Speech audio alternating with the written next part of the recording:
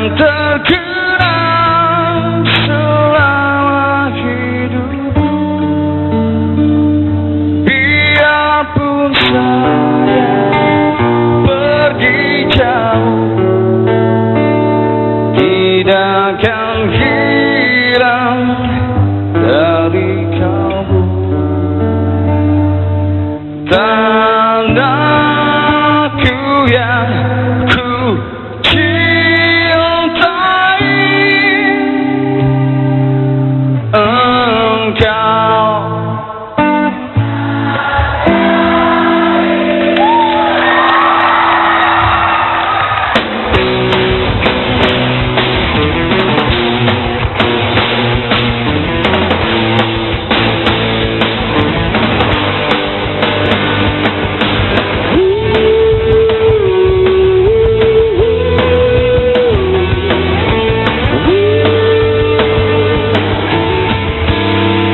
Kawan Solo, riwayatmu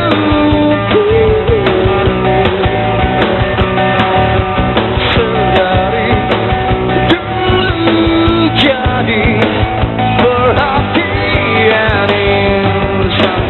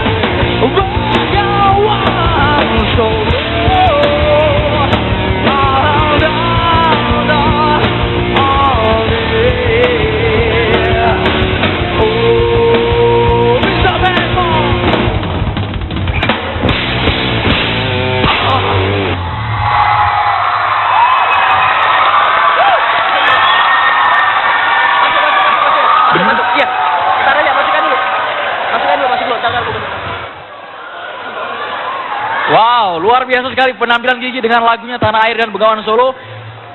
Kemeriahan teman-teman, mahasiswa yang ada di sini suaranya masih semangat?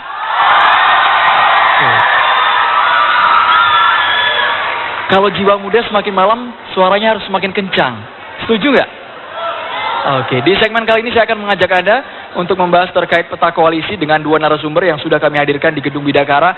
Ada Mas Hanta Yuda, pengamat politik, dan juga Mas Ari Duapanya. Kita bergabung kembali, walaupun di segmen kali ini dari Lingkaran Survei Indonesia, Mas Haji Alfarabi tidak bisa bergabung. Mas Hanta tadi sudah mendengar, dan Mas Ari di sebelah kanan saya bisa konferensi pers dari Partai Gerindra dan juga Partai Demokrat. Gerindra mengatakan bahwa membuka peluang sebesar-besarnya untuk berkoalisi.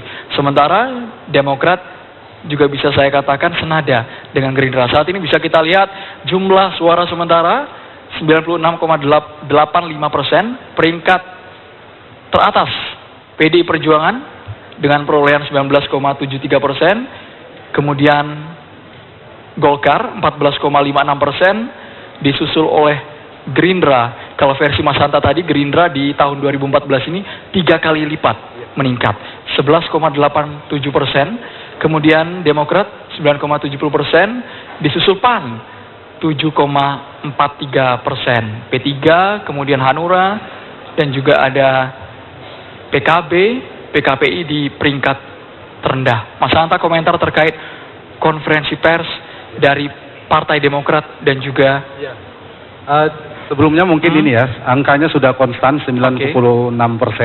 Pertama, catatan saya adalah Gerindra kenaikan terbesar dari modal awal 2009 hampir 3 kali lipat, dari 4 sekian persen jadi 11,8%. Lalu yang kedua, PKB yang tadinya 4 sekian persen, 4,9, naiknya 200 persen, katakan 2 kali lipatnya menjadi 9, sekian persen versi quick count. Kemudian yang ketiga, PDIP itu bisa, kalau misalnya 20% ya, plus minus 20%, berarti di modal awal 14% ada kenaikan 50% dari suara di awal. Jadi hampir semua partai politik, yang menarik juga Golkar itu stabil, hampir tidak bertambah, dulu 14,45%, sekarang 14,56%, jadi hampir sama ya, dengan margin of error plus minus 1%.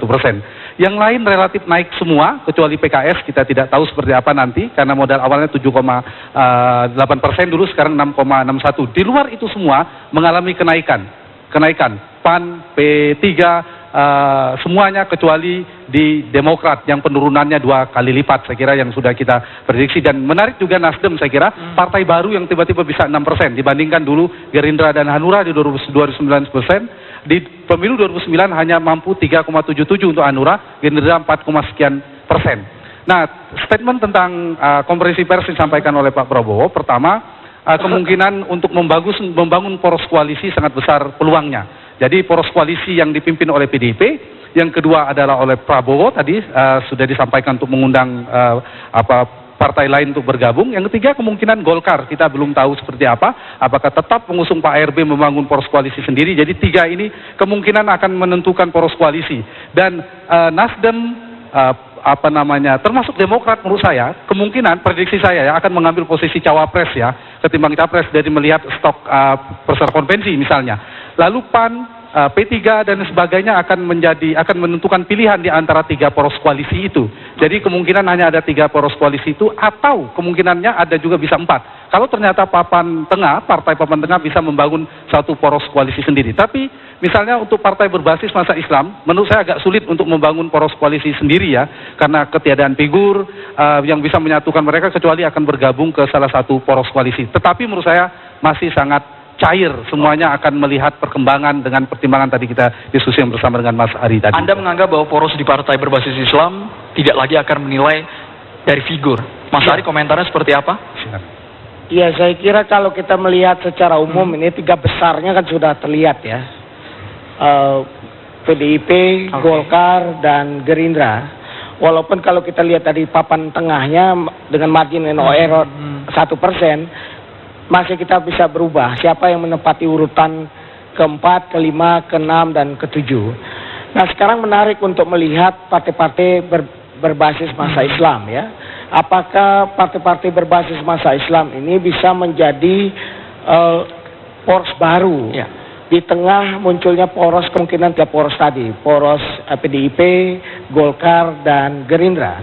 Nah, saya kira itu akan sangat tergantung pada beberapa hal. Yang pertama adalah apakah ada figur yang bisa menyatukan partai-partai berbasis masa Islam. Misalnya apakah ada figur yang cukup bisa diterima oleh PKB, P3, PKS, PAN untuk menjadi figur yang dijadikan pemersatu bagi kepentingan masa Islam. Itu yang pertama yang harus menjadi prasyarat kemungkinan munculnya poros keempat atau kelima. Yang kedua adalah apakah tersedia juga basis sosial yang sama dari kekuatan partai-partai itu. Karena kita tahu bahwa dalam secara ideologis perkembangan partai-partai Islam itu kita sebut sebagai aliran modernis dan tradisionalis. Nah, pertanyaannya adalah apakah dengan dua basis sosial yang berbeda itu akan bisa disatukan? Karena kemungkinan di level akar rumput akan menjadi kesulitan juga untuk menyatukan kepentingan partai yang punya basis sosial yang orientasinya berbeda. Yang ketiga adalah kecukupan finansial yang dimiliki oleh partai-partai berbasis masa Islam untuk membangun satu kekuatan bersama. Jadi ini masih tanda tanya besar.